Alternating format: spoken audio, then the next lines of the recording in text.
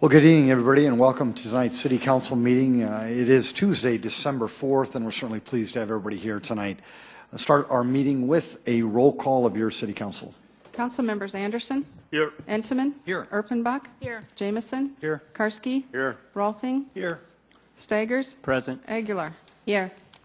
I would just like to start the meeting with a hearty welcome back to Councilor Erpenbach. It's certainly great to have you back, your leadership, and wish you and your family nothing but the very best.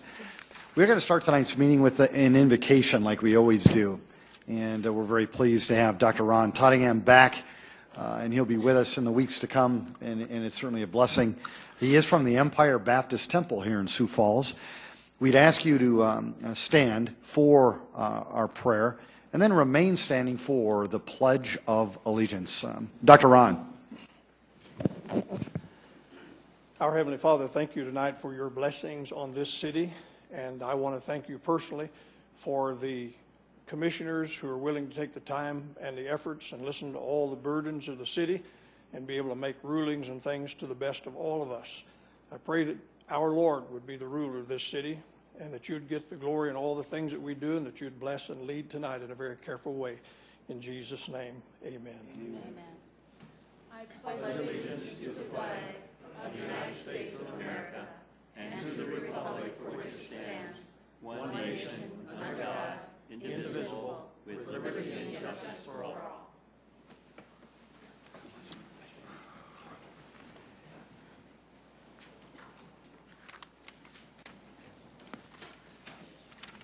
Well, Sioux Falls, we have a lot to cover tonight, and on behalf of the council and this mayor, I want to thank all the people that are in attendance to witness the work of this council. We will start with the consent agenda. Council, any changes to the consent agenda? Councilor Entenmann. I need to recuse myself, Mr. Mayor. Very good. Councilor Jim Entenmann is going to recuse himself. Any additional comments? Councilor Aguilar? Move approval. Second, Karski. On a motion to approve, it has been seconded. Any discussion? Roll call vote, please. Council members Anderson. Yes. Erpenbach. Yes. Jamison. Yes. Karski. Yes. Rolfing. Yes. Staggers. Yes. Aguilar. Yes. That is passed 7-0. We'll now move on to item number regular agenda. Council, any changes to tonight's regular agenda? Move to approve, Erpenbach. Second, Entenmann. Councilor Erpenbach has made a motion to approve tonight's agenda. It's been seconded by Councilor Entenmann. Any discussion? Mr. Mayor. Yes, Councilor Erpenbach. I would like to make a motion to defer item 24. We will defer it to February 5th, 2013. Second, Karski. There's been a motion to defer item number 24 on tonight's agenda to February 5th. It has also been seconded. Any discussion? A roll call vote, please. Okay, and this is a vote to approve of the amendment. Council members Anderson. Yes. Entenmann. Yes. Erpenbach. Yes. Jamison. Yes. Karski. Yes. Rolfing. Yes. Staggers. Yes. Aguilar. Yes. That has passed 8-0. Any other changes, Council? Very good. Roll call vote, please. Vote to approve as amended. Council members Anderson. Yes. Entenmann. Yes. Erpenbach. Yes. Jamison. Yes. Karski. Yes. Rolfing. Yes. Staggers. Yes. Aguilar. Yes. That is passed 8-0. Again, welcome to tonight's meeting. This is an opportunity for you to engage your council. It's the public input portion of our meeting. We'd ask you to come forward. We would like you to limit your comments to 5 minutes or less. Basically, all you have to do is just introduce yourself to the council and to the people of this town. If you do want to talk about an item that's on the agenda later on, we'd ask you to wait until that time. But again, welcome. Anybody want to speak about anything? Please come forward, sir. Welcome, sir. If you just state your name. Yeah, my name is John Sorrells. This is Amanda Patrick, and we are with RFD-TV. So thanks for having us. RFD-TV is a 24-hour cable television channel whose programming is based on 4 genres. Agriculture, which includes Ag PhD, which is based out of Baltic, South Dakota. Music and entertainment, which includes classic country music, bluegrass, and polka music. We also have equine entertainment programming and family-friendly programming such as Hee Haw, Crook and Chase, and we focus on the 50-plus demographic. RFD-TV has been carried in Sioux Falls for over 7 years. But recently, Knowledge was acquired by WOW, Wide Open West. And Wide Open West is a cable company located in Denver that has historically serviced urban markets such as Chicago, Philadelphia, Washington, D.C. Upon their acquisition of Knowledge, they chose to drop RFD-TV because they didn't think we fit in this market. They chose to drop it just from this market in Rapid City, Right. not their other markets. Well, we certainly feel that RFD-TV makes sense in a state where agriculture is the second most important and the largest industry. In a city that has a vast 50-plus demographic and enjoys family-friendly programming and is the home of the corn, soybean, and pork associations and the AARP state office. So we're proposing to the council to send a letter to the president of Wide Open West, encouraging him to reconsider his decision to remove RFD-TV from the channel lineup because we feel that we are a good fit. We would like to have this added as an agenda item to be considered by the full council. You're very welcome. Thank you. Folks, anybody else who wanted to speak to the council tonight? Please come forward. And folks, you don't have to raise your hand. Just come on forward. You're more than welcome. Welcome. Hello. Hello, Mayor, council members, citizens. My name is Albert Brooks, and I'm a partner in several businesses located downtown, including the Market on Phillips at 204 South Phillips Avenue.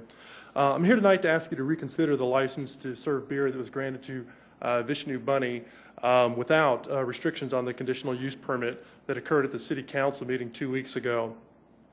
Our business is located next to Vishnu Bunny, and we've met with the owners of Vishnu Bunny and had come to a gentleman's agreement that we'd simply like codified.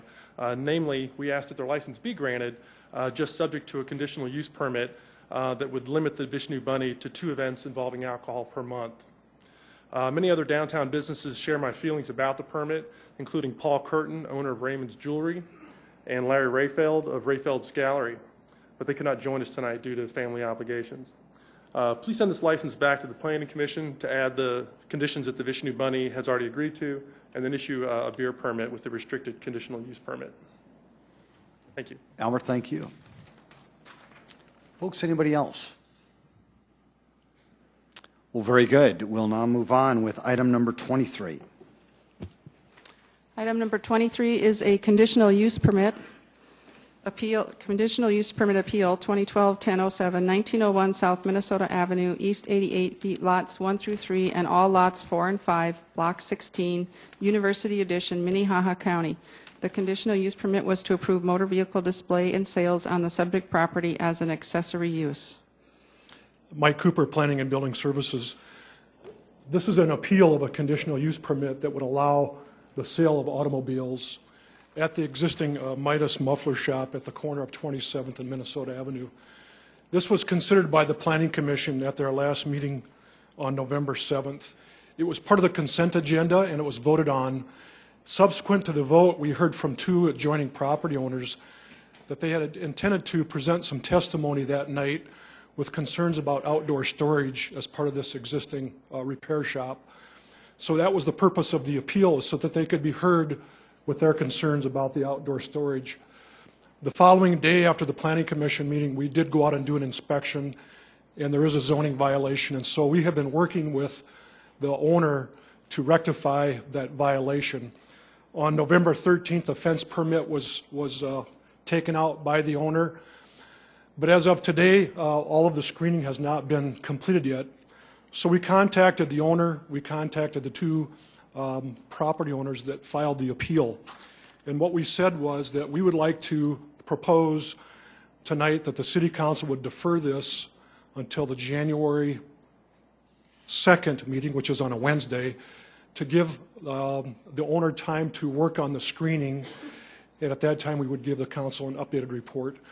The owner and the 2 property owners that filed the appeal all agreed with that recommendation. So our recommendation tonight is to defer this to the January 2nd, which is on a Wednesday, 2013 City Council meeting. Thank you, Mike. Council, would anybody want to make a motion to defer this item to January 2nd, 2013? So moved, Aguilar. Second, Erpenbach. Councilor Aguilar has made that motion and seconded by Councilor Erpenbach. Any discussion? Yes. Yes, Councilor Rolfing? Mike, why does it take a month to put up a fence? I'm just asking. If they've already agreed that they were going to put up the fence, when was that agreed on? They got the fence permit on the 13th. Of November? November. So now that's been 3 weeks. Why does another month need to go by to get that done? We thought that was an easy way to resolve the dispute. Oh, and- I agree, an easy way, but Right. Maybe a little, I'm just wondering if we should move that up instead of the, That's the next meeting. That's the next meeting of what? That's the next meeting that we thought would be appropriate I because suppose we're not going to be meeting very much here. yeah, in we'll have one more December. meeting this month, a week Yeah, from today. okay. Got it. Just so that they know we're serious about it. And he is serious about working with us on it. Okay, thank you. Councilor Rolfing, thank you. There has been a motion to defer. It has been seconded. Roll call vote, please. Council members Anderson? Yes. Entenmann? Yes. Erpenbach? Jamison? Yes. Karski? Yes. Rolfing? Yes. Staggers? Yes. Aguilar? Yes. Thank you. That is passed 8-0. Item 25. Item 25 is deferred action from the meeting of November 20th, 2012. 2013 retail liquor license renewal for 50/50 Holdings Incorporated, Deuces 9 Casino, to be operated at 2601 South Carolyn Avenue. Jamie, welcome. Good evening, Jamie Palmer, licensing specialist. Just to review on this item of the information that I sent, the transfer history on it, it was transferred initially to this owner on 12/3 of '07. The conditional use permit was approved on August 16th, 2004. And it's been the same owner since. If you have any questions, I can sure answer them. I believe there are some city representatives, too, for the questions that were asked at the last meeting. Dean Lanier, Fire Marshal, and Lieutenant Matt Burns, if you have any questions for them. Before we go to the council, is there anyone in the audience who wanted to speak to this item? Very good. Council? Sir, did you want to speak? We need you to come forward, please.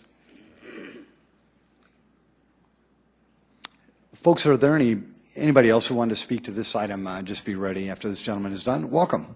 Hello, Mayor, council members. Kirby Meilenberg, owner of the Vault and Deuces Casino. In the last couple of weeks, we've had time to get together with our neighbors, several of the city council members, to come up with a new plan of action that we can be better neighbors. A couple of the things that we've decided that we could do to help with the issue with our neighbors is we have an outdoor smoking area that is facing the hotel.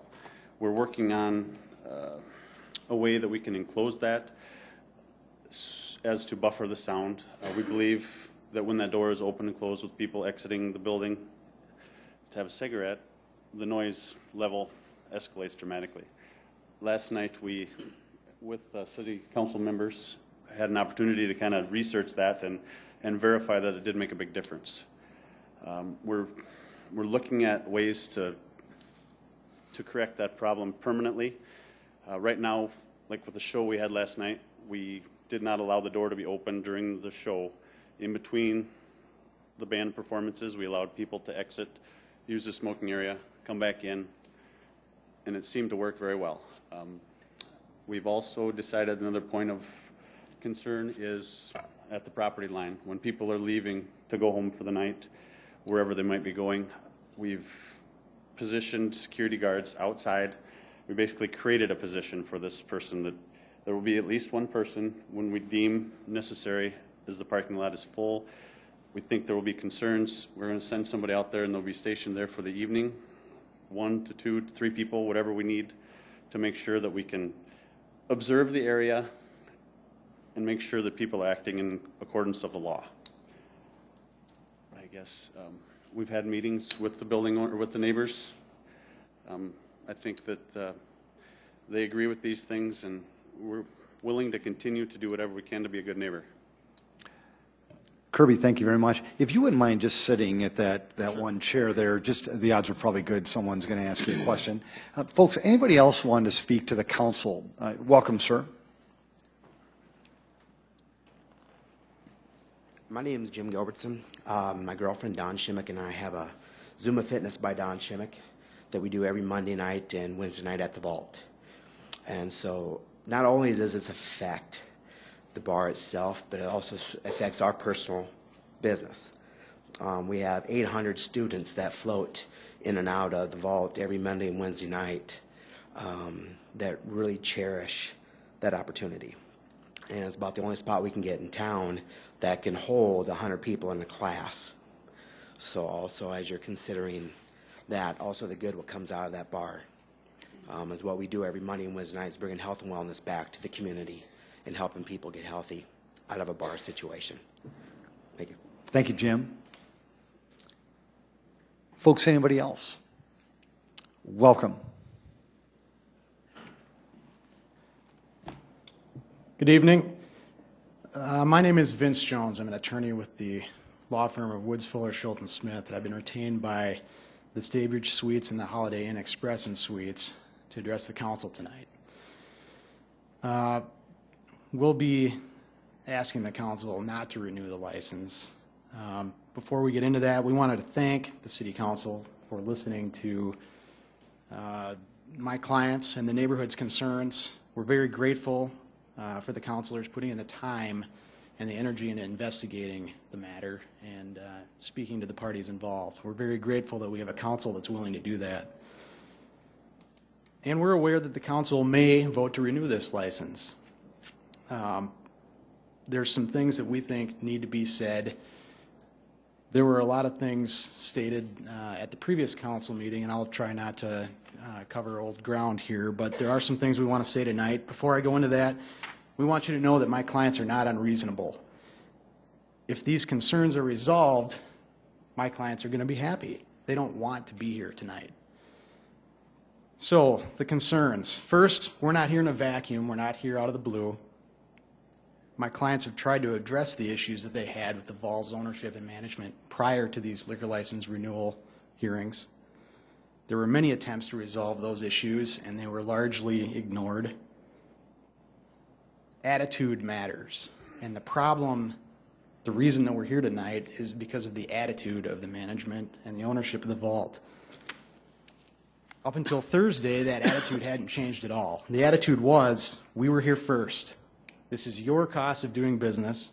Our responsibility ends at the sidewalk, and it isn't in our business plan to control your lots. Well, now finally the council and the media have their attention. We've wanted their attention all along. There was a big event last night, and they made an effort. But what happens after tonight? If the council grants this license, it'll be another year before it holds the same sway over the Vault that it does tonight. Let's talk about Monday night. Last night, they finally made an effort, but it also highlights why the location is not suitable for the Vault's type of business. There were approximately 18 cars towed last night, 18 cars. 3 from the Staybridge, 3 from the River Plaza Mall, and 11 or 12 from the Agan Drywall lot.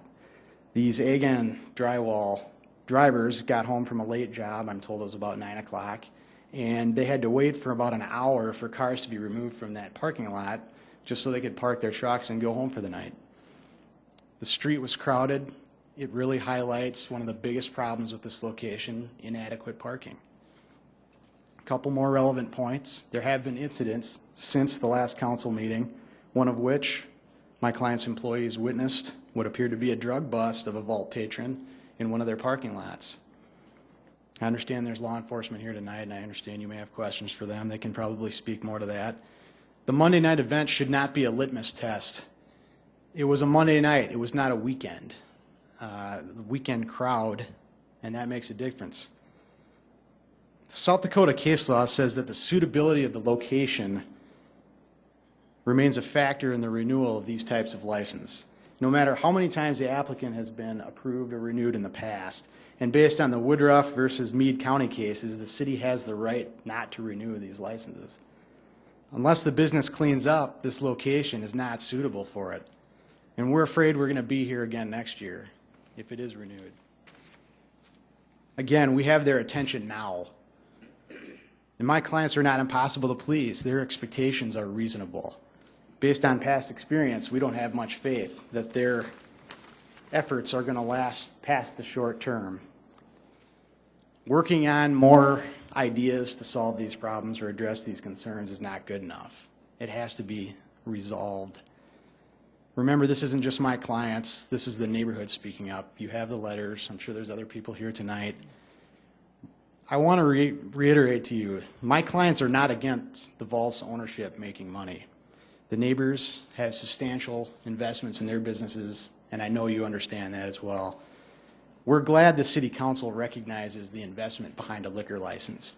I'm glad the City Council recognizes the investment behind a liquor license, if for no other reason, because I usually represent clients that are licensees in front of this council. I know you recognize this business is costing other people money too, and that fact should not be forgotten. Again, if they address these issues, my clients will be happy. This is not personal. We wish them the best of luck. We want them to be successful, but not at the cost of the neighborhood's businesses. If you do renew this license, please remember this in a year. They have to improve. They have to be held accountable. Thanks, and we have Staybridge or Holiday Inn employees available here tonight if you have any questions. Thank you, Vince. Anybody else want to speak on this particular topic? Welcome. Good evening. My name is Jose Badano. I work for the Vault Security. We've been making countless attempts to try to make things better, to be better neighbors.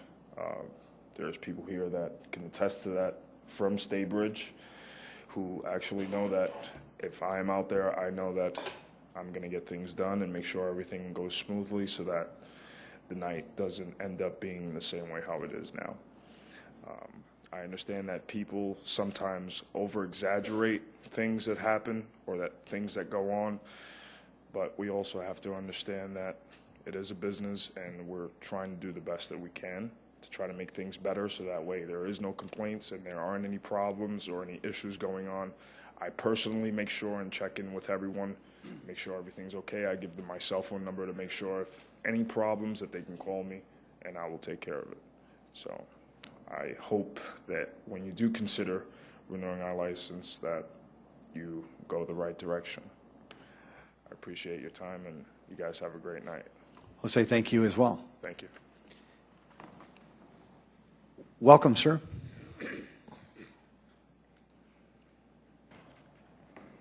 Hello, my name is Mike Redham. I'm actually the head of security of the Vault nightclub.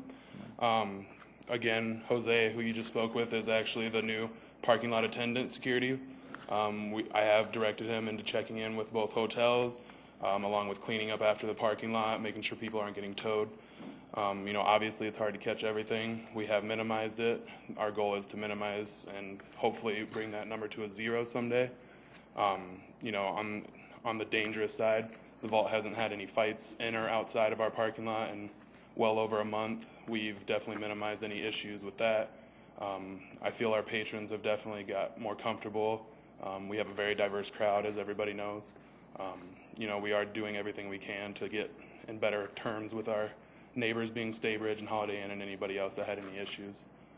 So just wanted to take that in consideration and that I'll get it done. Thank you, Mike. Thank you.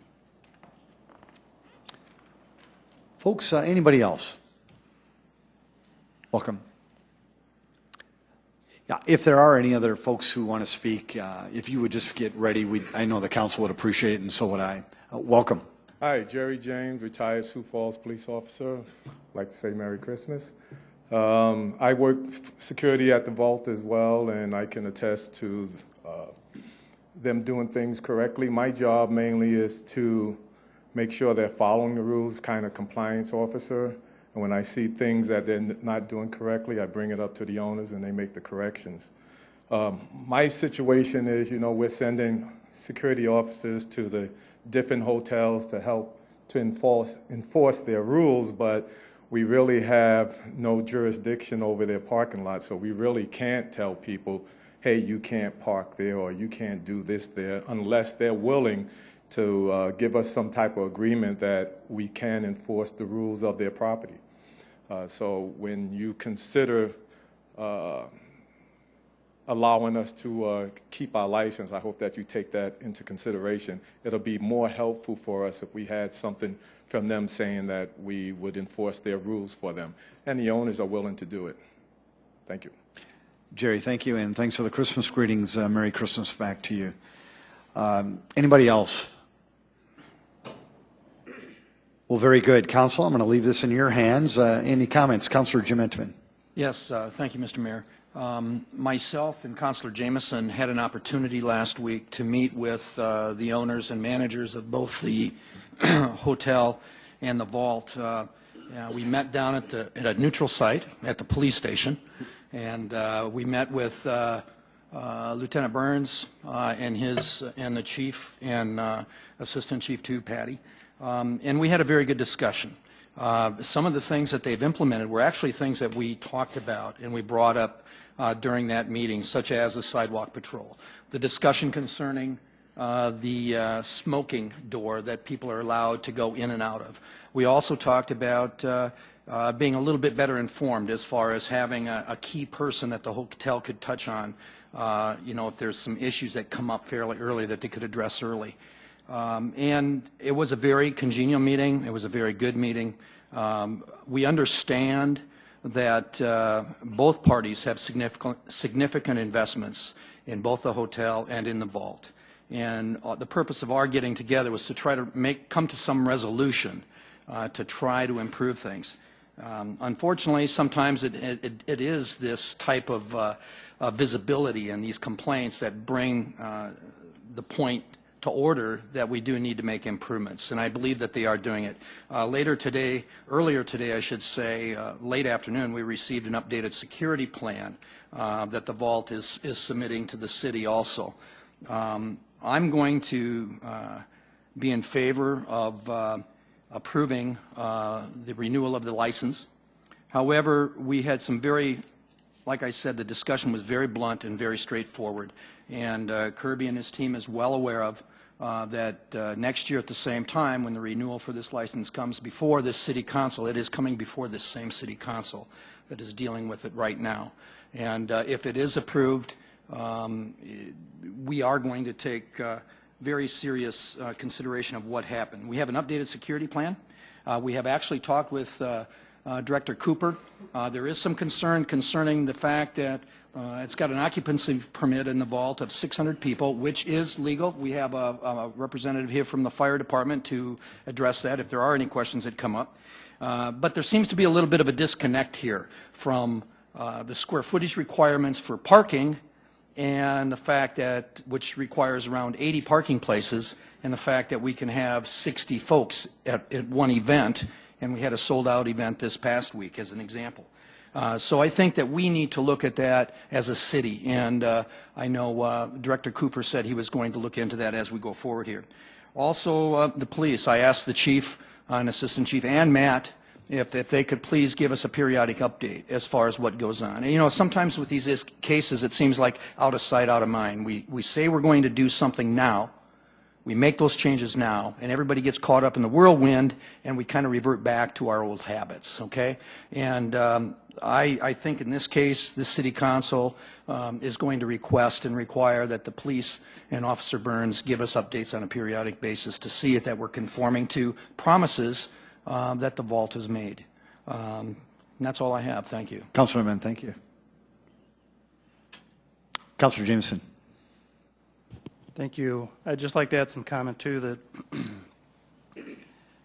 after our council meeting, I had the opportunity to spend several hours at the vault inside with my wife, enjoying the music that is different to me. But we enjoyed it, I guess, the best we could. I guess what I wanted to do is give firsthand testimony that the inside of the vault is handled very well. Their security was everywhere. The crowd was managed very well, I thought, and the sound wasn't overwhelming.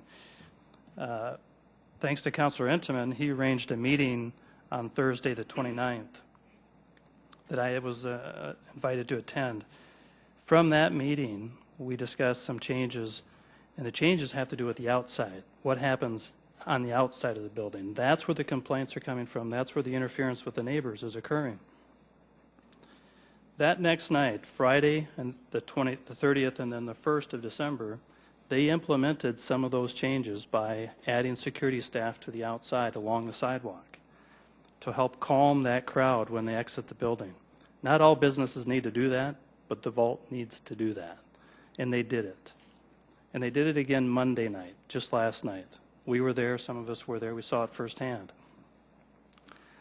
Part of the advantage of this pressure of renewing every year is things like this get to be discussed, and it gets to become part of the public record, so that when it does come back around again, we can hold their feet to the fire.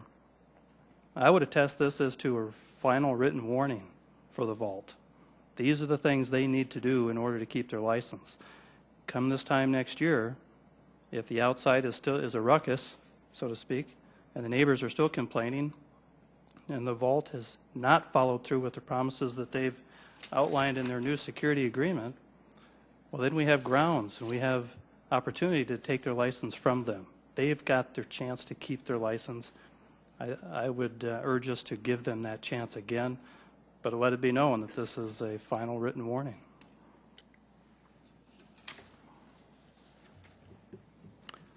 Well, I'm sorry, Councilor Anderson Jr. Question for Mike Cooper.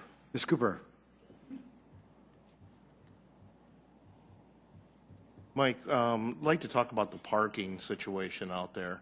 The first thing I noticed when I turned on the street last night about 9 o'clock was that there was vehicles parked probably 4 blocks north and south of the vault. How did we get to a building that can hold 600 people only have the number of parking spaces that they have there?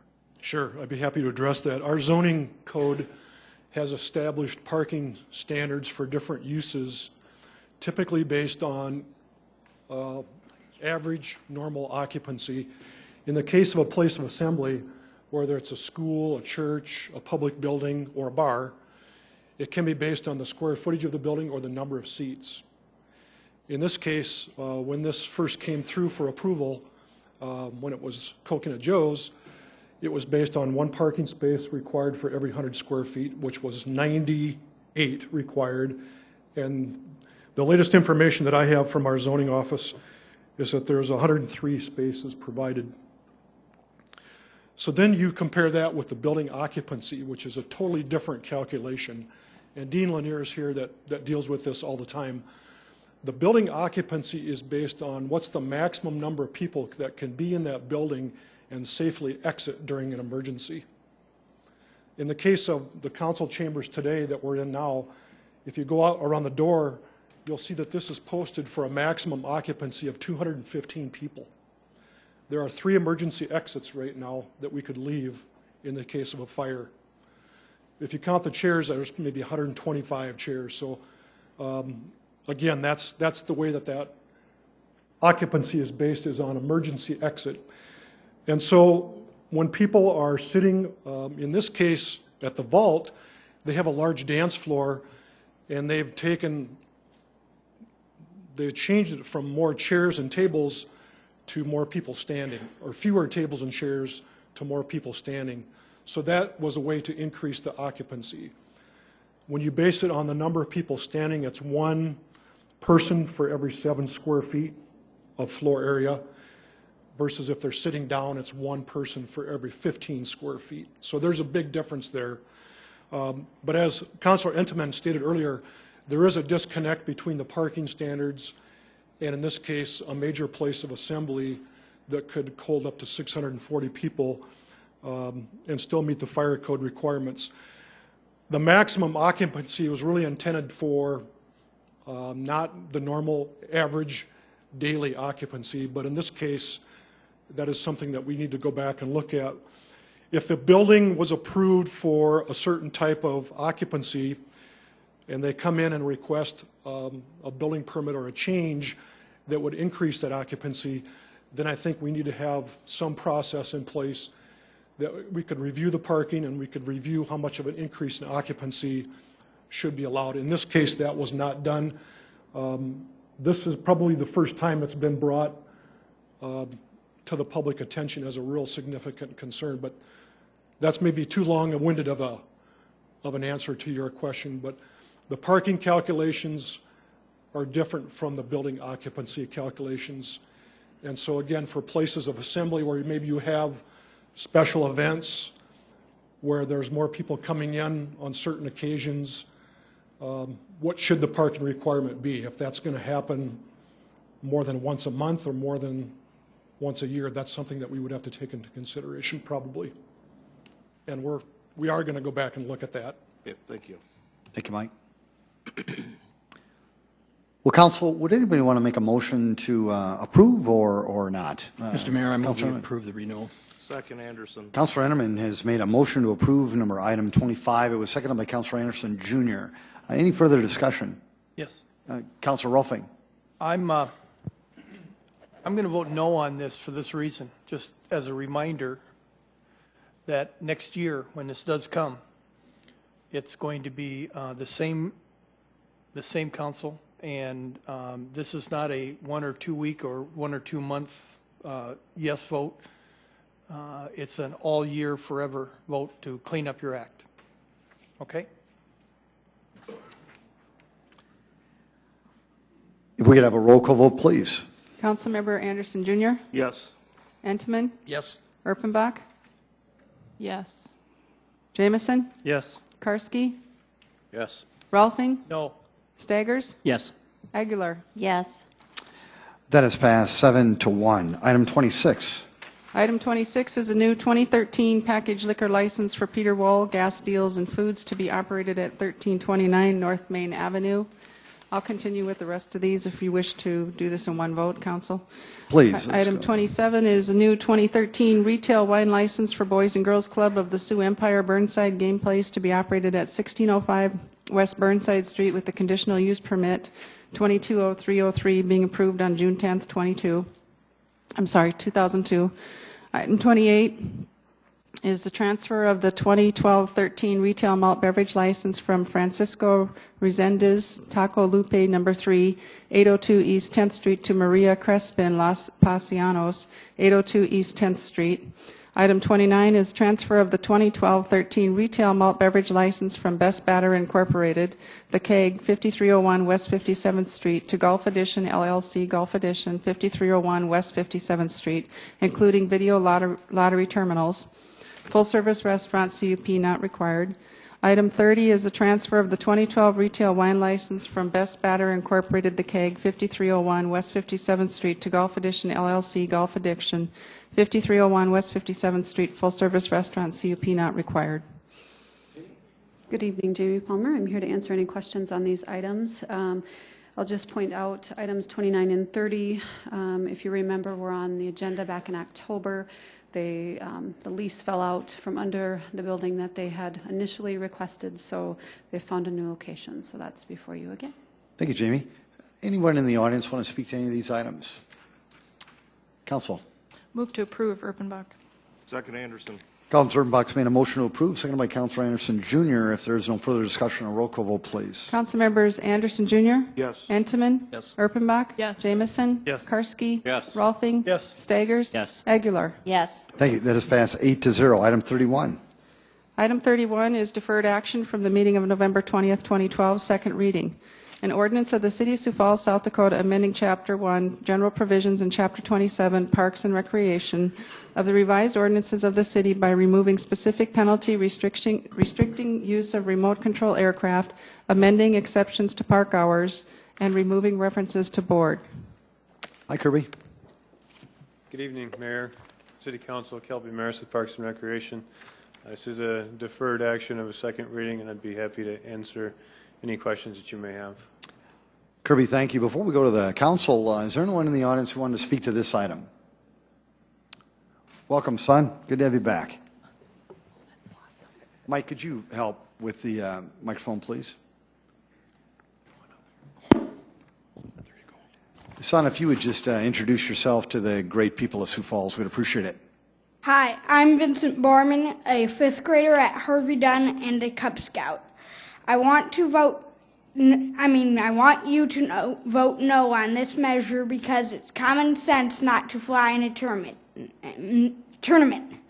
Besides, I don't know anyone hit or injured by the toy airplane. Finally, if you vote yes, kids are less likely to spend time in parks because they have no way to get a permit. Vincent, thank you very much. Great job. You may want to stick around. Folks, anybody else want to speak to this item? Welcome, sir. Hello, I'm Scott Borman, a Sioux Falls resident. I'd like to speak against restricting the remote control aircraft in the parks for 3 reasons. Remote control aircraft doesn't seem to be a problem. Secondly, there are laws in the books if it does become a problem.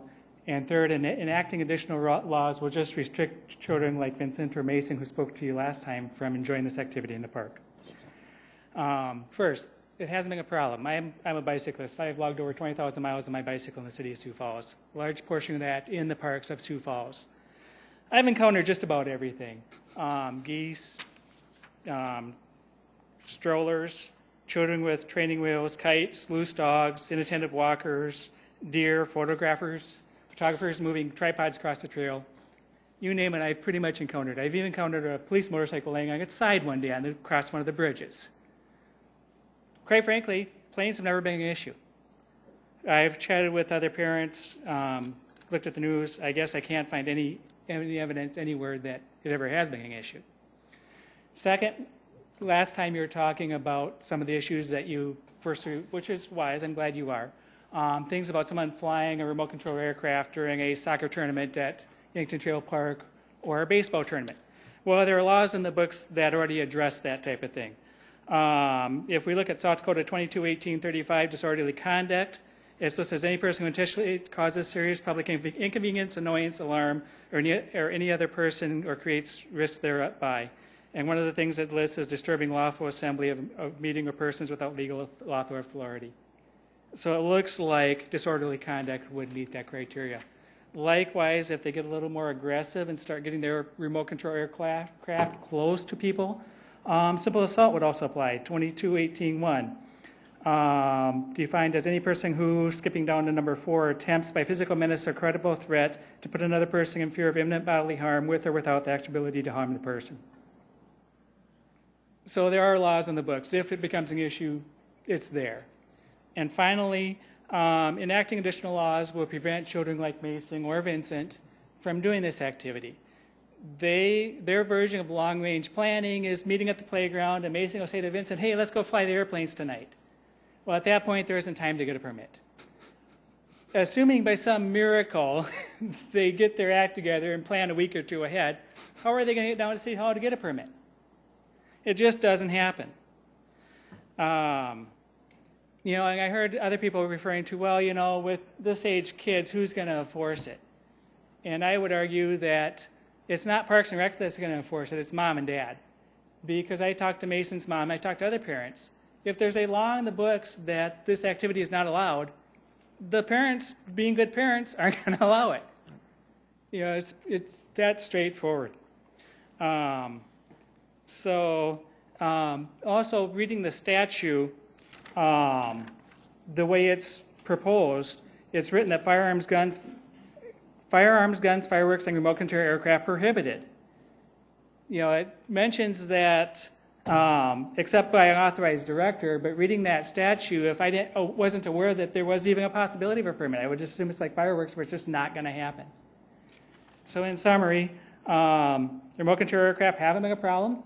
If it is a problem, there are laws in the books to address it, and enacting additional laws is just going to keep young children inside playing their video games and not outside enjoying the parks. Thank you for your time. Thanks, Scott, as well. Well, folks, thank you very much. Council, it's in your hands. Councilor Jameson. For discussion purposes, I guess, I thought we had an amendment that we were looking to include. Sounds great. Point of Okay, order. so we're not gonna We need to move to approve first. Sounds great. Second. Councilor Urbanbach has made a motion to approve without even knowing it. She's done that, and Councilor Jameson was kind enough to second it. Now, would there want to be any? Yes, Councilor Staggers. Yes, we do have an amendment here. Thank you, sir. It was for Mason, but since Vincent showed up tonight, I think we ought to call this the Mason-Vincent Amendment. Because the only reason we have this amendment is because these young people have spoken out against this proposed ordinance here to prohibit remote control aircraft, unless you have some kind of permit or whatever. So we do have an amendment that's going to allow kids to have their aircraft, and that's what I'd like to present at this time. If we Councilor could Sayers, have Tamara read the amendment. Sure, thank you. Tamara, would you mind reading the proposed amendment? Okay, the proposed amendment, Section 27-11, firearms, guns, fireworks, and certain remote-controlled aircraft prohibited. Except as authorized by the Director, no person shall fire or discharge any gun or any other type of firearm or discharge or set off any type of rocket, firecracker, or other fireworks or anything containing any substance of an explosive character, or generate remote control aircraft greater than 2 pounds, or fly a remote control aircraft of any size within 100 feet of an assembly, parade, or special event within any public park. Tamara, the only change I'm going to encourage us, instead of or generate remote control, it was or operate remote control aircraft. And I'd second that amendment. Very good. The proposed amendment was made by Councilor Staggers, and it was seconded by Councilor Karski. Is there any discussion? Yes, Councilor Staggers. Yeah. Once again, we really have to thank the young people here for this amendment, because earlier we had mentioned this at a council meeting about, what are we going to do with the toy aircraft? And, well, obviously that didn't go anywhere until we had Mason coming and speaking the last time, and then Vincent tonight speaking too. So really, thank you very much for doing this. We really appreciate it. Well, very good. If we could have a roll call vote, please, on the proposed amendment. Council members Anderson Jr.? Yes. Entenmann? Yes. Erpenbach? Yes. Jameson? Yes. Karski? Yes. Rolfing? Yes. Staggers? Yes. Aguilar? Yes. That has passed 8-0. Folks, any under discussion, council, on this particular item? A roll call vote, please. Council members Anderson Jr.? Yes. Entenmann? Yes. Erpenbach? Yes. Jameson? Karski? Yes. Rolfing? Yes. Staggers? Yes. Aguilar? Yes. Thank you. That has also passed 8-0. Mayor, I Yes, think Councilor Mason Rolfing. deserves a hand on that. Vincent?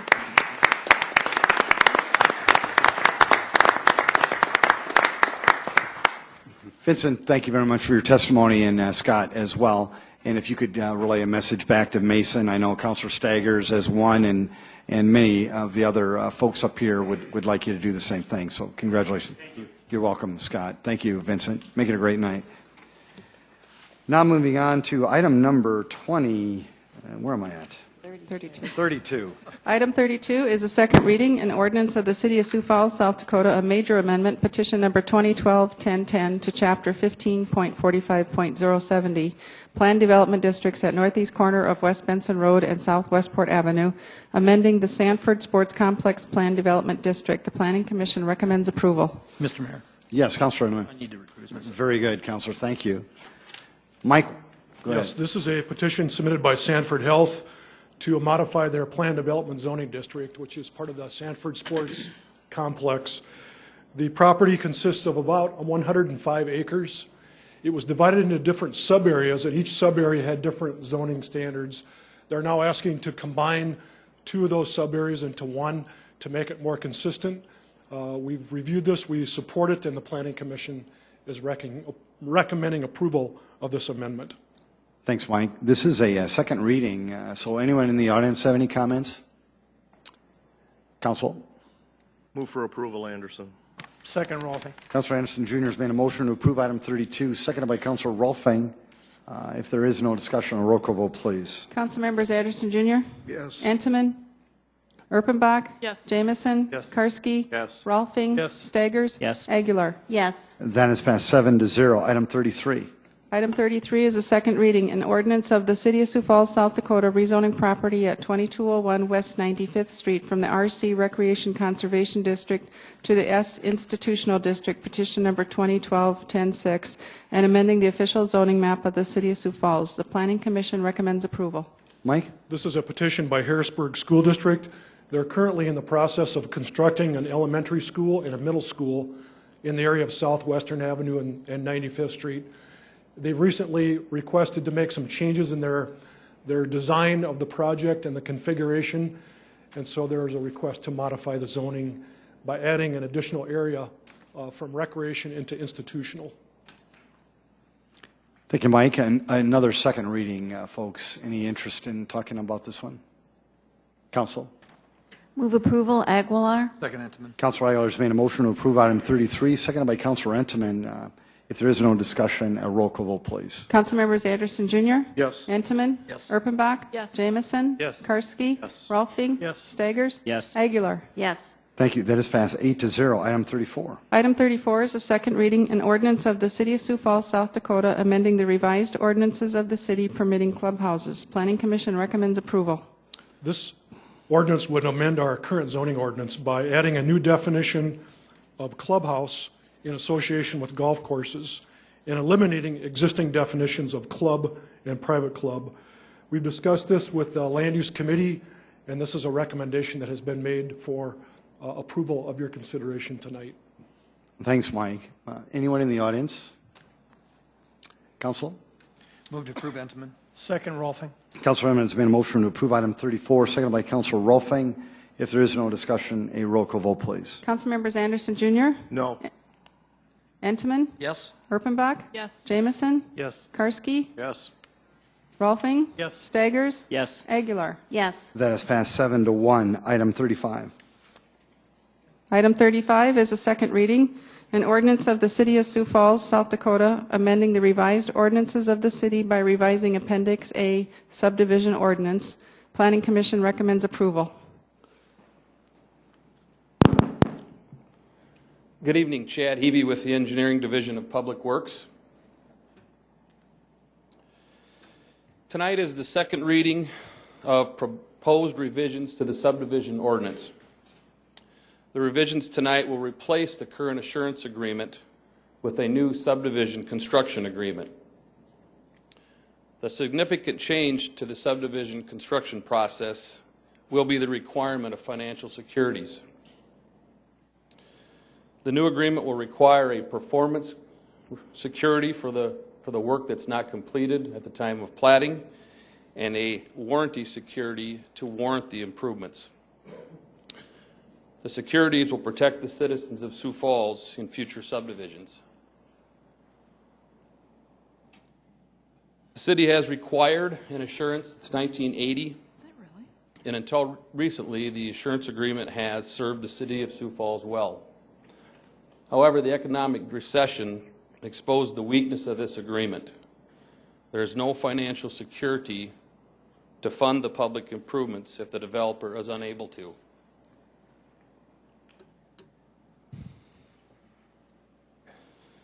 In 2012, we made considerable strides with 19 out of 30 subdivisions brought into compliance with their assurance agreements. But there is still considerable risk. The next three slides list the out-of-compliance subdivisions and the entity that signed assurance agreements for that subdivision.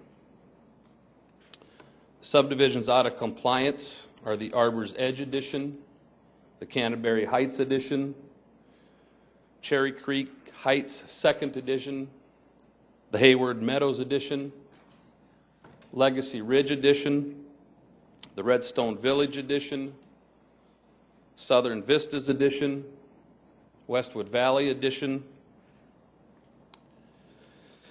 the Green Hills Edition, the North Ridge Edition, and the Wild Meadows subdivisions are no longer having a developer associated with them because of the uncompleted improvements and the risk to the city and its citizens.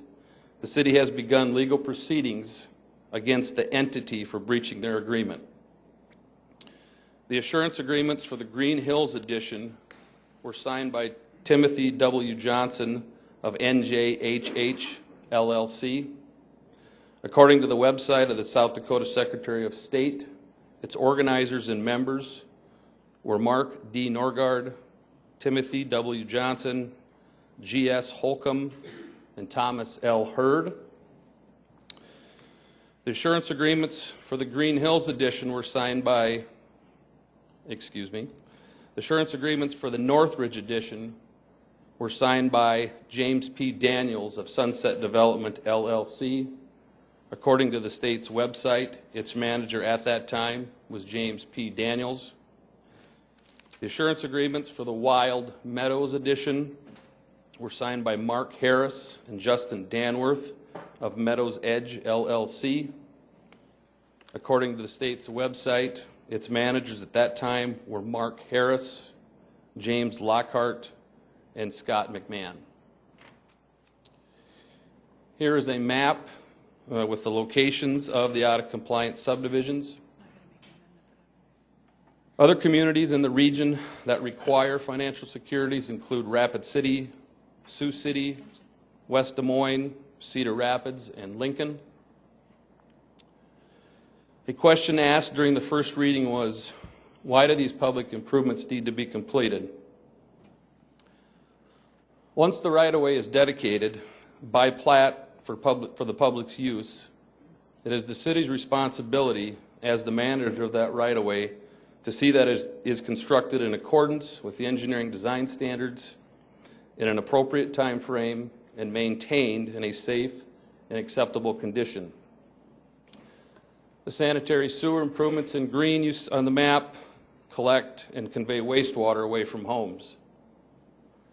The water main public improvements provide potable water and fire protection for homes. The storm drainage public improvements collect and convey stormwater. Finally, the curb and gutter and street public improvements also collect and convey stormwater, provide access for emergency vehicles and other services, and provide access to the homes. All of these public improvements provide the basic services our citizens expect. They also expect the infrastructure to be safe in an acceptable manner and condition. This is acceptable. This is not. This is acceptable. This is not. Another question asked during the first reading was, will this new requirement hinder a small developer from staying in the development business, or will it limit somebody from getting into the business? Public Works supports anybody that wants to get into the business or is in the business. But why should the citizens of Sioux Falls be burdened with the financial risk? Another question asked was, why didn't you go down a different path? Why didn't you allow the developer to start a phase, maybe 30 lots of a development, and say, okay, you have to complete all the improvements before you can proceed on to the next phase? And that was discussed. But it limits the developer to what he can do. He can start building lots. The development can take off much faster than he expected, and all of a sudden he wants to move on to the next phase, but he's not allowed to because he may have the top lift of asphalt to put on. And he may be hindered by that because of the time of the year or other factors. Another issue could be the developer starts a subdivision, starts a phase, things go awry, he dissolves his LLC, starts a new LLC, and proceeds on with the next phase of that subdivision. And the LLCs protect the developers from those types of things. Another item would be the warranty security. If they had to have all the improvements complete and then wait for the warranty period to move on, it just isn't practical. And the developers that were on the committee wanted the flexibility to start a phase, get to a certain point, and begin a new phase. And this allows them the flexibility to do that. It also gives them several options as to how they can securitize the public improvements. In closing, I'll just say that this, similar to the current agreement, this agreement will be signed by the mayor and the developer. It has been approved by the Infrastructure Review Advisory Board. It has been approved by the Planning Commission. The Home Builders Association of the Sioux Empire supports the adoption of this agreement. It has been presented to the Land Use Committee. This agreement will prevent the use of public funds to complete private development. I thank you for your time, and I will answer your questions. Chad, thank you very much. Great job. Before we go to the council, is there anyone in the audience who want to speak to this item? Welcome.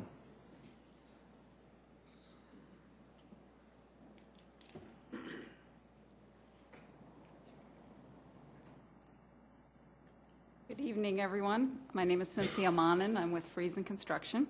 I'm also the second vice president of the Home Builders Association of Sioux Empire and a member of the Sioux Falls Contractors Association. And I was on the committee that helped provide input to put the proposed development agreement together. And on behalf of all those people, contractors and developers, we appreciate the city inviting us to give our input. And believe me, it was many long meetings working out all the details. But we did endorse this, as all of our associations endorse this. We do believe it's a fair approach. We believe it protects purchasers of lots, that their improvements will be completed and that they will be completed in a timely fashion. We also believe it protects the general taxpayers of the community, so that they aren't bearing the burden of a potentially unfinished development with no one left to finish the improvements. And we do think it should protect the contractors who do the work on the developments to make sure that they're getting paid. So I'll be happy to answer any questions in particular that you'd like to ask. Cindy, thanks for your public service, and thanks for your words tonight. Appreciate it. Anybody else in the audience want to speak to this item? Very good. Council? Councilor Stagers. Yes, Cindy? Cindy? Councilor Stagers has a question. I'm sorry. Councilor Stagers? Yeah, when we have these additional regulations and controls, invariably they cost money. They're not free. Mm-hmm. Can you give us some sense of the additional costs that we placed on a house? We didn't calculate it based on a house. We did have some folks on the committee that represent the bonding community. Mm-hmm. We also had a banker. And since a developer will have a couple choices, I mean, there could be no additional cost unless you want to consider the cost of borrowing money if a developer chooses to make all the improvements before he plats. And then there would be, you can put a dollar sign on the additional cost. The bonding folks that were on our group threw out estimates of 1% to 5% of the cost of the improvements for the cost of a bond. But bonds are underwritten depending on the risk. So depending on who's getting the bond, that will depend on what they would pay.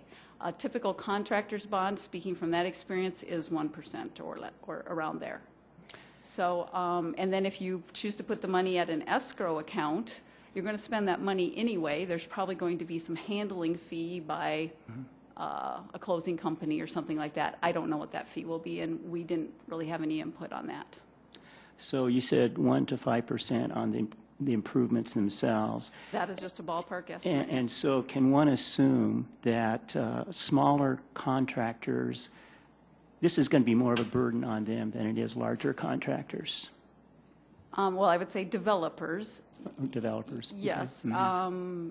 Depending on the financial status of a developer, I would imagine that, yes, a smaller developer, maybe one with not as well financed, will pay a higher percentage because that bonding company will be taking a greater risk.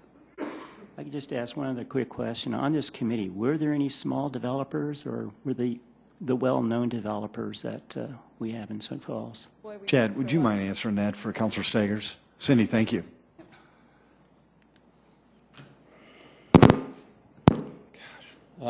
I would say that there was some large developers.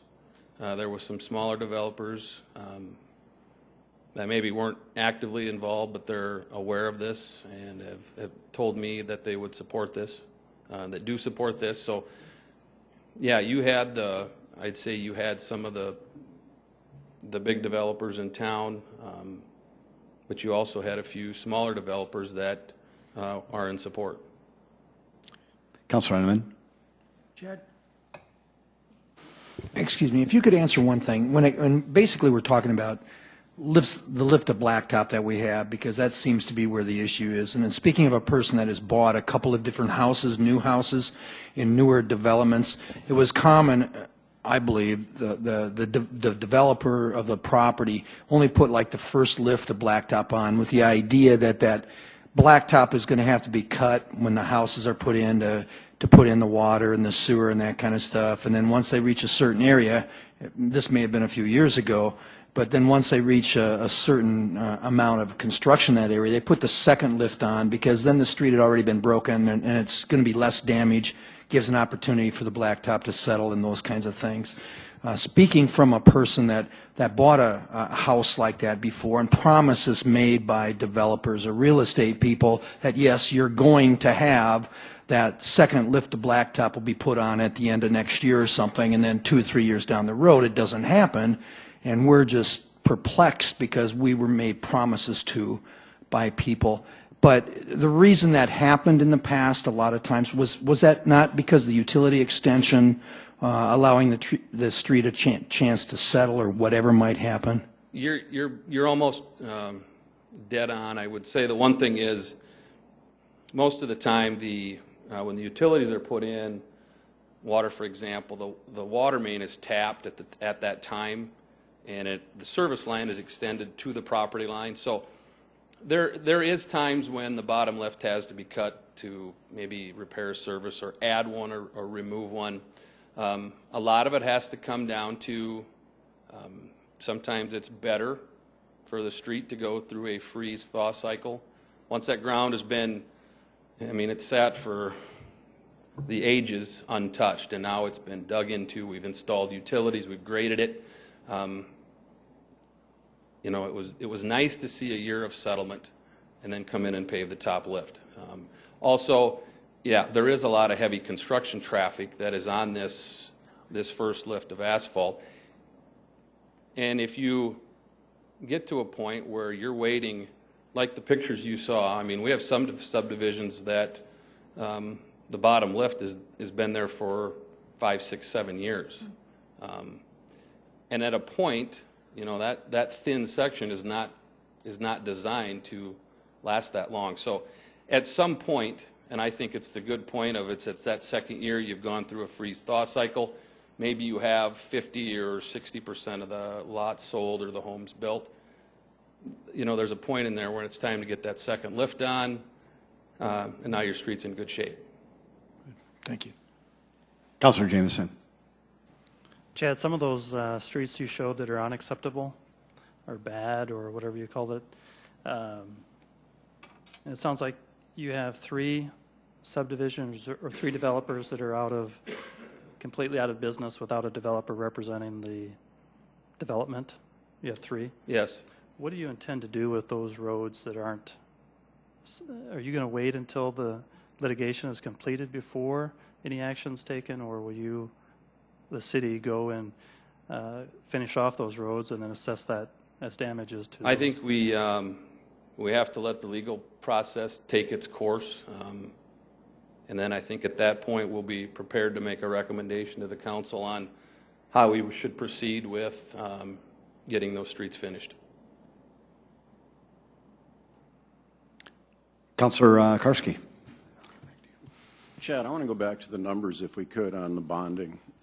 Give me an idea of a typical development. What's the dollar amount start at? Well, I had an example, and and I don't have it here tonight, but I'll stick with that. If you were going to develop an 8-lot cul-de-sac, and I'll just say it's $100,000 worth of improvements, and that's grading, utilities, paving. If the developer, one of their options is to come in and do all the grading, install the utilities, put the curb and gutter down, and the bottom lift of asphalt. Then they can come in, plat the right-of-way, plat those 8 lots. At that time, they'd have to securitize whatever's not finished. And all that's not done is the top lift, and I'll say that's $15,000. Okay, and their bond would be required for 10% of that, correct? Not to finish that. So let's just say it's $15,000. Let's just say it's $10,000. Their bond costs them 2%. 2% of $10,000. $200 is $200 divided by 8 lots. It adds $25 to a lot. Now, if they come in, the other option they have would be I'm going to plat all the right-of-way and plat the lots now. Now my bond is 2% on $100,000. So now you're at $2,000, and you've divided that amongst the 8 lots. That does add costs. Do we bond for the entire 200,000, or is it for the just 10%?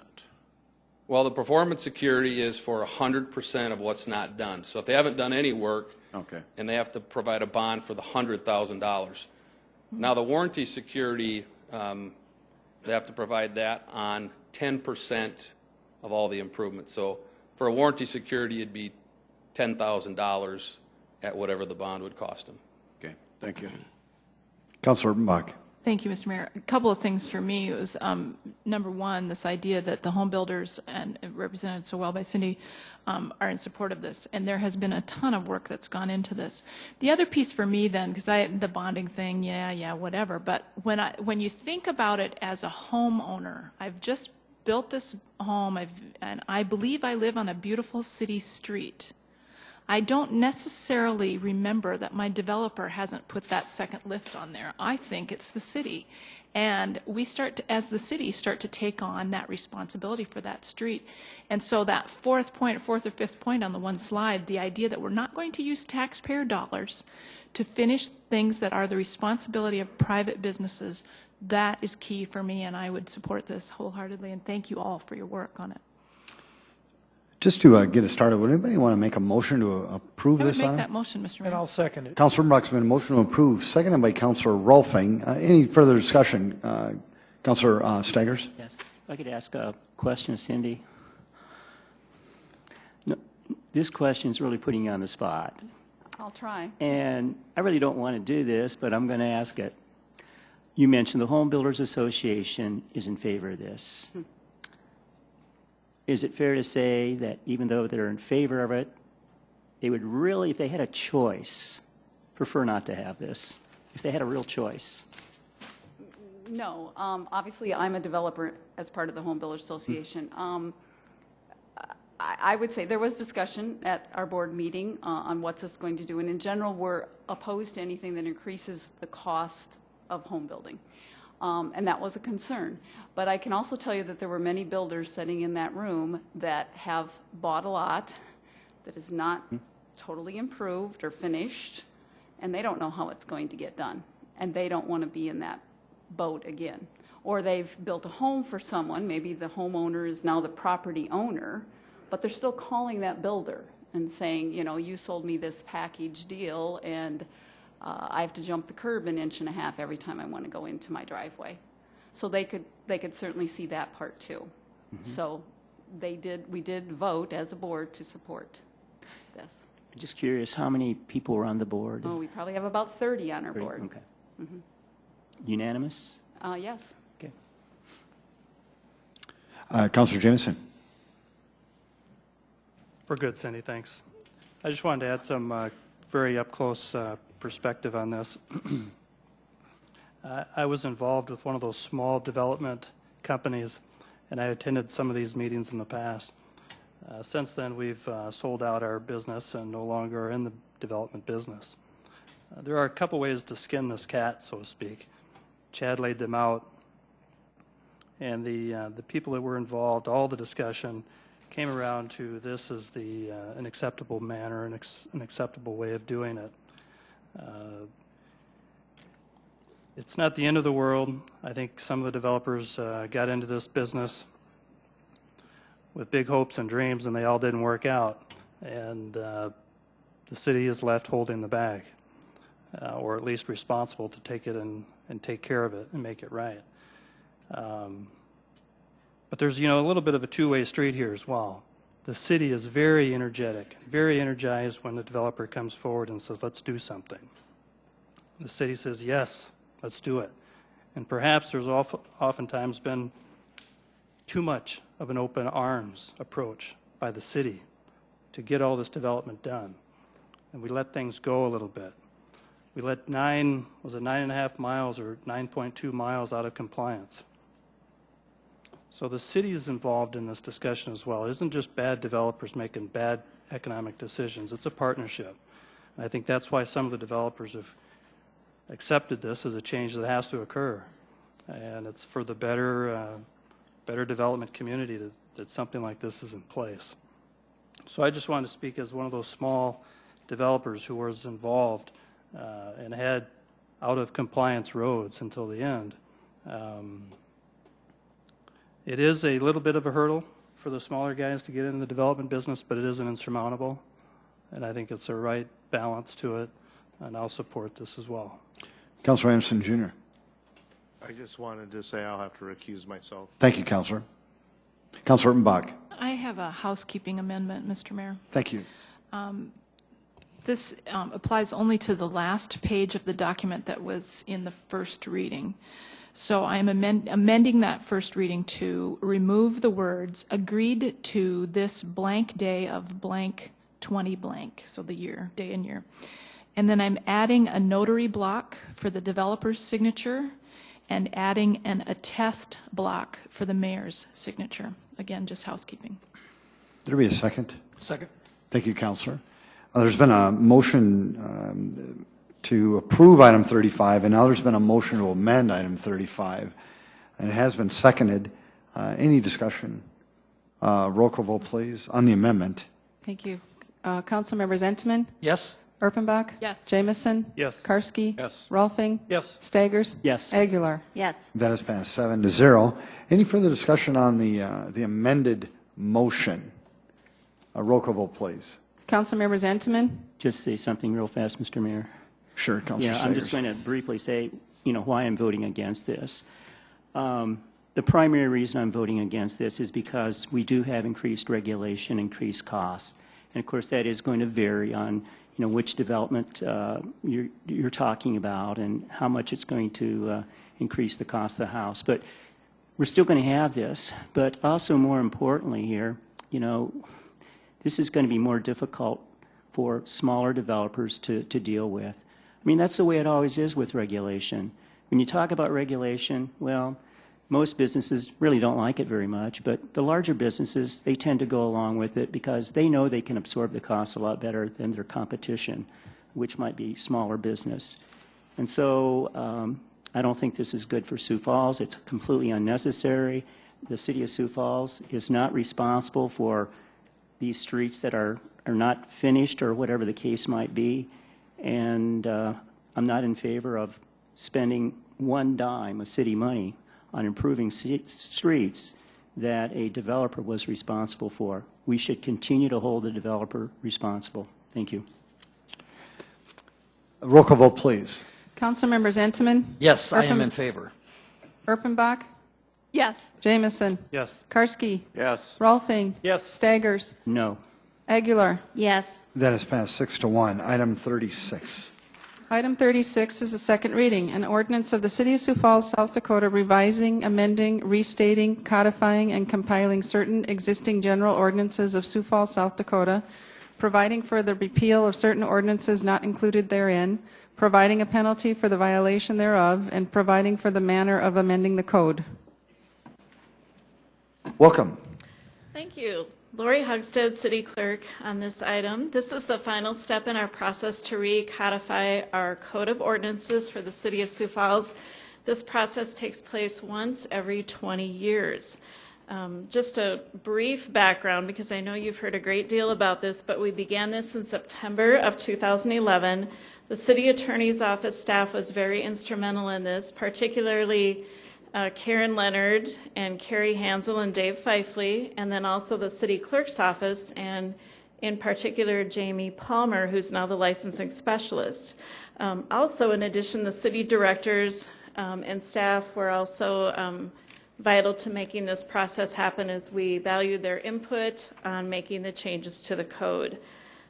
So I would request your approval and adoption of this ordinance, and then this will become effective January 1 of 2013.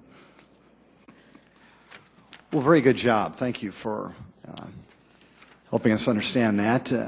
Is there anyone in the audience who wants to speak to this item? Very good. Council? Move for approval, Anderson. Second, Rolfing. Councilor Anderson, Jr., thank you. And it was been seconded by Councilor Rolfing. If there is no further discussion, a roll call vote, please. Council members Anderson, Jr.? Yes. Entenmann? Yes. Erpenbach? Yes. Jamison? Yes. Karski? Yes. Rolfing? Yes. Staggers? Yes. Aguilar? Yes. That has passed 8-0. Item 37. Item 37 is a second reading, an ordinance of the City of Sioux Falls, South Dakota, providing supplemental appropriations to fund retro pay wages and health insurance premiums for transit. Mike? This item would provide an additional $210,000 that will come from our transit fund unobligated balance to pay for retro pay. This is based on a negotiated employee contract with the local amalgamated transit union, and that was finalized in August of this year, and that was retroactive to April 1st of 2011. Michael, thank you. Is there anyone in the audience want to speak to this? Council? Councilor Staggers? Yes, Mike, how much do we subsidize the transit system for? Total? The city tax dollar. I know the feds subsidize it, and we also subsidize it. The feds is a little over $2 million for both operating and capital improvements, and then the city is over $3 million. Is it fair to say that this money that's going to, you said it's coming from a reserve fund, or? It's coming from our transit fund unobligated balance, and that's a combination of revenue from the city funds, the fare box revenue, and federal funds. So we are having tax money being used here to pay for these Yes. increased benefits. Yes. And one other quick question. Do we have any control over these negotiations between our the transit union and also our provider? The control that we have is that we would typically work with the transit contractor on an annual budget amount, and then they would work with their union on that within those parameters. In this case, we did not have a contract. Again, it went back to April of 2011. And this new contract will have a 2.5% wage increase in 2011 and 2012, and 2% in 2013 and 14. Because my ultimate concern is that we're using this tax money, but it doesn't seem like we really have much control. It's kind of like those two entities negotiate, and then, well, whatever they come up with, then we pay for it. There is limited input that we do have with the labor negotiations, yes, but the city council has to approve the transit budget each year.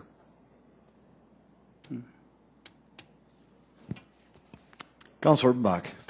Just two comments. One, the piece that I really like about this particular contract is that this is the first time that these folks that work for transit are actually paying part of their health care expenses. That's been something that they have not been doing previously, and I thought I was in the wrong business when I heard that. So I appreciate that happening in the negotiations. The other piece of it for me is, yes, we do spend a lot of tax dollars on transit in Sioux Falls, and it's going to come to a point where we may end up spending more tax dollars on it, but I think it's really important to remember that those folks that use transit are those folks that are in the greatest need. You know, they are the least and the lost in many cases, and they are the folks who don't necessarily have vehicles or even a bicycle to get to work. And so for us to be providing that sort of quality of life addition for those folks is as important as anything, and so I would support this change, and I appreciate the work that's been done on it. Councilor Brock, would you be willing to make a motion to approve it? I guess that I would, yes. Thank you, Mr. Councilor. Mayor. Second, Anderson. Thank you, Councilor Anderson, Jr. There's been a motion to move this forward and has been seconded. If there is, Councilor Staggers? This is a real dilemma for me because, once again, I'm concerned about the kind of control that we might have over this. But in this particular case, I guess I will vote for this rather reluctantly, but I would certainly like to see in the future that we have more control over this instead of coming down here and having a special appropriation. It just doesn't seem the right thing to do. Mike, before we vote, just to address Councilor Stager's question, would you please explain to Councilor Staggers the impact of the federal funds and how that impacts our ability to control or not control the union, or David, between one of the two of you. Mr. Fifely. David, you want to give it a shot? He has intimate knowledge of this question. And Councilor Staggers, to be fair to you, and again, Council, if you, I had very, very similar questions, and I've been taught why.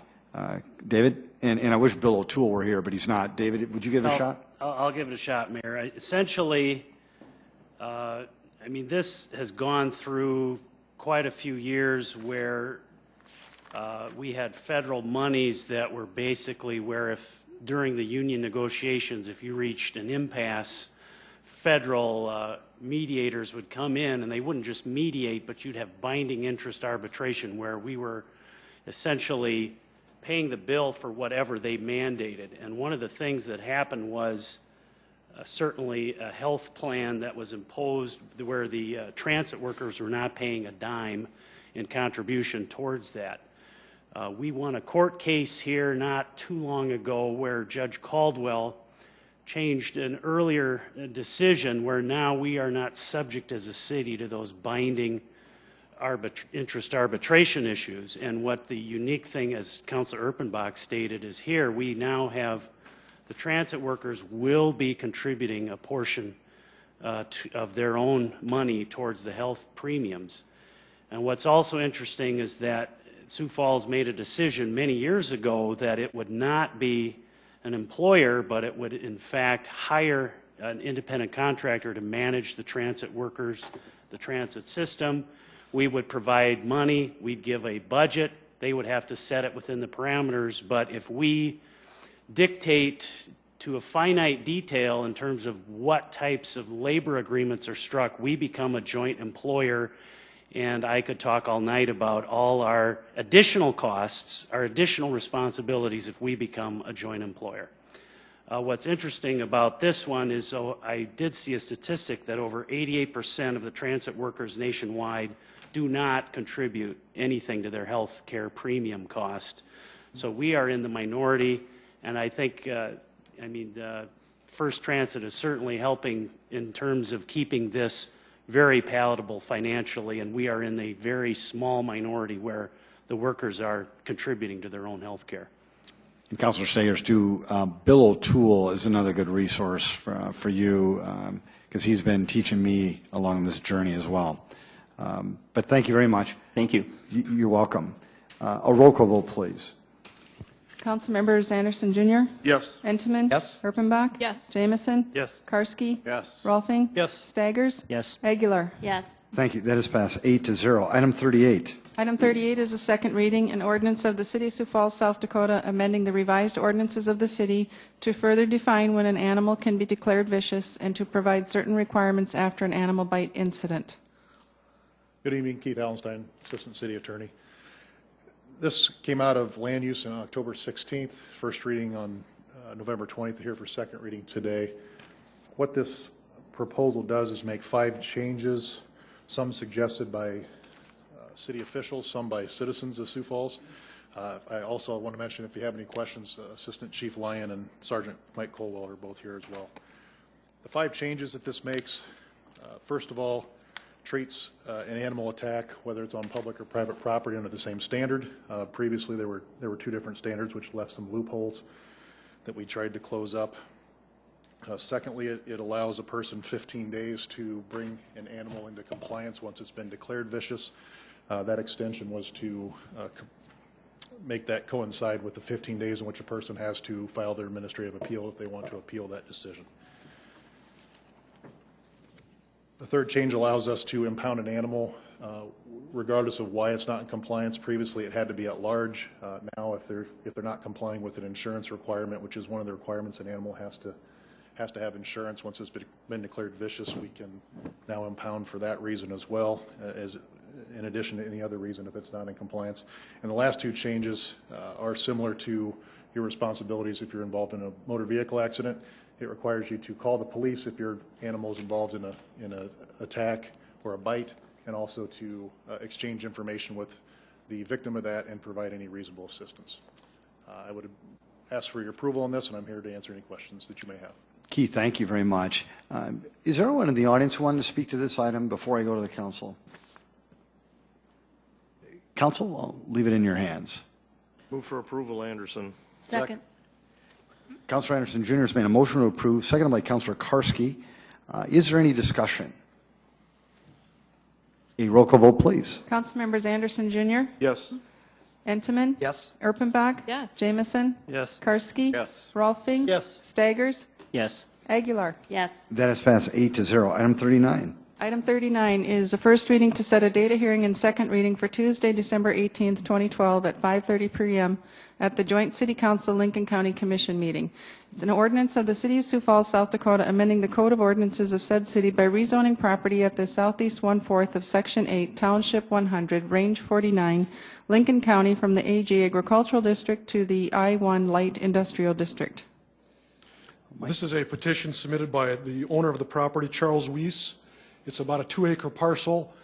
It's located along South Dakota 111, south of 57th Street, and it's right across from Frankman Motors, which is shown on the aerial photo on the right side of the highway. The purpose of the rezoning from agricultural to light industrial is to construct on this property a contractor shop and storage building. This one was considered by both the city and Lincoln County planning commissions, and both have recommended approval of this rezoning. Thank you, Mike.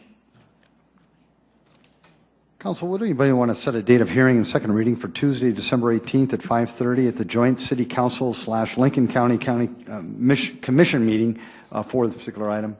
So move, Anderson. Second, Karski. Thank you, Councilor Anderson Jr. Thank you, Councilor Karski.